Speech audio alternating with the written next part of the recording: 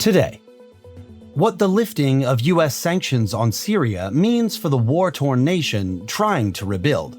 South Africa faces a drop in HIV testing and monitoring, threatening vulnerable populations. Plus, the succession drama playing out over cognac and champagne.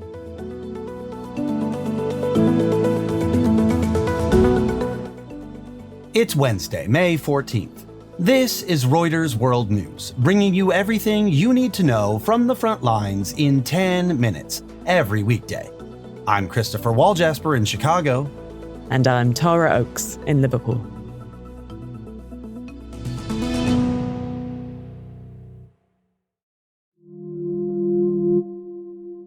US President Donald Trump has met with Syria's president in Saudi Arabia.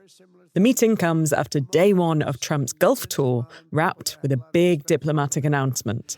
I will be ordering the cessation of sanctions against Syria in order to give them a chance at greatness. A step towards normalized relations with Syria, one of the most heavily sanctioned countries, shattered by more than a decade of civil war.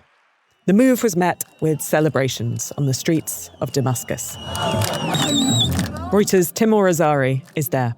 Timur, how significant is the lifting of the sanctions? In Syria today, if you want to do business, you can't transfer money to Syria via a bank account. You have to work in cash. The country is cut off from the global financial system, and that impedes really any kind of work that one might want to do. The thing about sanctions is that there's also an issue of overcompliance. So people know that the US doesn't want to work with this country, and then they don't do business with that country. Now that can change. How did Syria's new government get to this point? They've been able to move really swiftly to make inroads with Gulf ties. Ahmed Shara, the interim president, has traveled across the region and recently to Europe. So it's an incredible turn of events for a man who fought with al-Qaeda in Iraq in the aftermath of the US invasion in 2003 to now be meeting a US president when he and indeed his group are still classified as terrorists. And what was Saudi Crown Prince Mohammed bin Salman's role here? So when Trump made this announcement yesterday, he received a standing ovation led by MBS. MBS put his arms across his chest in sort of a hugging motion, thanking Trump for what he'd done. And then Trump said, "Oh, the things I do for the Crown Prince." The argument that they've been making to the US is you don't necessarily have to support these guys, but don't be an impediment. What Syrians are saying today is, now they have the chance. Now they can take the matter into their own hands without an international blockade, essentially, and try to make this work. And Trump is not going to Israel during his Middle East trip. What does this Syria announcement mean for Israel? Israel has lobbied the US, as we've reported, to keep Syria weak and decentralized. They've carried out a massive bombing campaign over the last months, and they've basically said these guys are still jihadists, they're terrorists, and you can't trust them. So it's quite a remarkable break here for Washington to sort of still move ahead, lift the sanctions, and indeed for Trump today to, as a White House official said, say hello to Shara in Riyadh. To hear more from Timur about the challenges facing Syrians in rebuilding their country after the fall of Bashar al-Assad, listen to our recent weekend episode. There's a link in the pod description.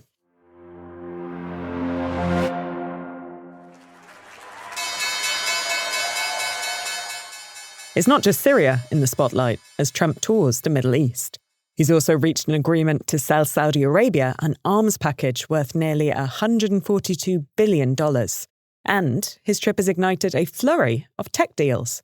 Kamal Crimmins has more. The Trump administration is clearing the way for Saudi Arabia to pursue its AI ambitions, and Silicon Valley is cashing in. On Tuesday, Washington rescinded Biden-era controls on access to US AI chips, and NVIDIA and rival ADM announced blockbuster deals on the same day to supply Riyadh with their products. Saudi Arabia's push into AI is all part of its plan to diversify its economy away from oil. I take a deeper look at Saudi Arabia, oil and OPEC on this week's episode of Reuters Econ World. It's out later today on the Reuters app or wherever you listen to your podcasts.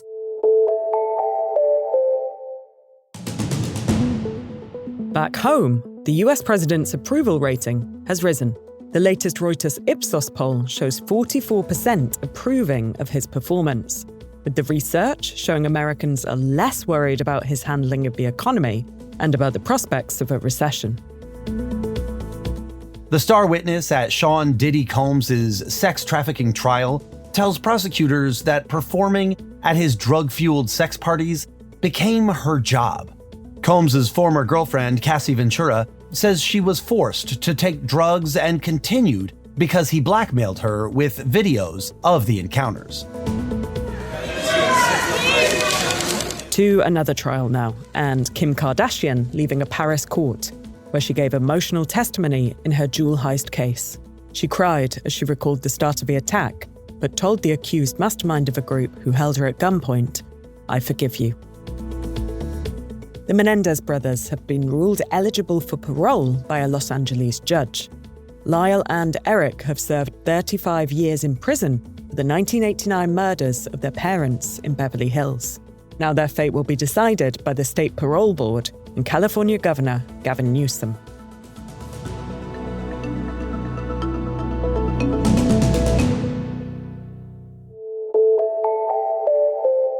HIV testing and monitoring has dropped in South Africa since the US cut funding of its global HIV initiatives.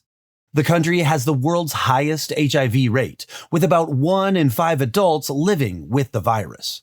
The United States was funding 17% of the country's HIV budget until Trump slashed aid earlier this year. Reporter Nellie Payton is in Johannesburg. So across the country, viral load testing has fallen in the last 2 months, which HIV experts say is almost certainly a result of the US aid cuts.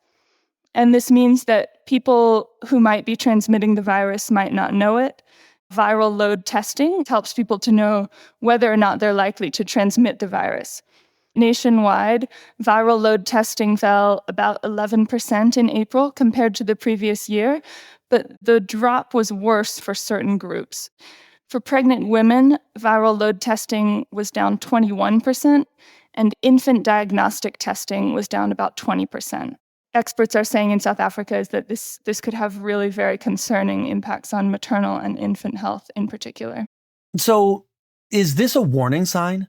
Since the United States cut foreign aid early this year, people who work on HIV in South Africa have been warning that the impact could be very severe. And this data is really showing us an early signal that what some people feared might happen is actually happening. It's an indication that patients are not getting the same levels of treatment, that they're not getting as many checkups, and in the longer term, that could definitely result in more people passing on HIV and more people potentially dying of HIV and AIDS.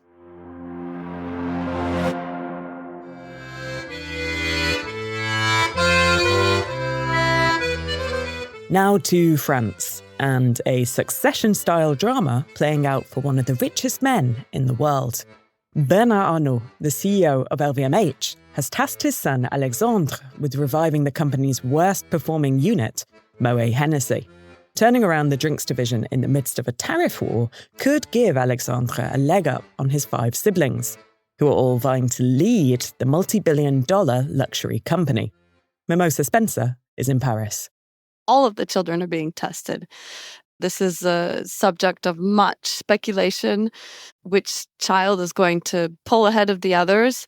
They're all very, very well trained. They're all very capable. They all have very different personalities. Alexandre last week was with the Trump administration. He seems to be the front person for dealing with business in the United States. Trump refers to him as the future. So he seems to have a special American relationship. How important is that relationship he has with the US, given what we're seeing play out globally with tariffs? These days, it's very important. Most of the investments by the luxury companies are concentrated on the East Coast and the West Coast, and so there's a lot of room for expansion. A lot of companies plan to build more stores and to really increase their business with wealthy Americans. So the U.S. market is extremely important. And yeah, this could be a really important step for Alexandre Arnault. One thing to keep in mind is that Bernard Arnault has built his empire on acquiring other companies. And oftentimes, these heritage brands have been brands that were owned by families. So he has had a front row view of succession issues. And so let's see how he handles his own succession.